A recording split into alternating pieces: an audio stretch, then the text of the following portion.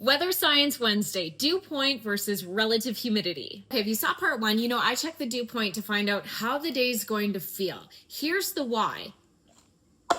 Think of our atmosphere like a cup. Cold air can't hold that much moisture, whereas warm air can carry a lot more. Now you wake up in the morning, it's cool, you check the relative humidity, and it's sitting at 100%. Now that cup is full, but it's not a lot of water, so really it's not that humid. If you were to put that water into a warmer air mass, the relative humidity goes from 100% dropping down to a lot lower.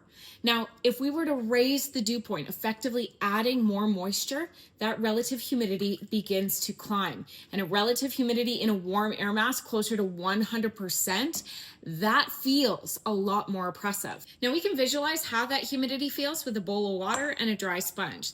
Just like the atmosphere, as this sponge soaks up more water, it gets heavier and heavier. Kind of like a hot afternoon with high dew points, the heavier and stickier it'll feel for us. So that's why dew point, the point at which this cup is full, is the real MVP, because it tells us how much water that air can hold. So if you're checking the relative humidity, check it in the afternoon, not the morning when it's cooler, or better yet, just nerd out like me and commit to the dew point. It's the number that tells me if I'll need a popsicle, a pool, and a whole lot of patience by 3 p.m.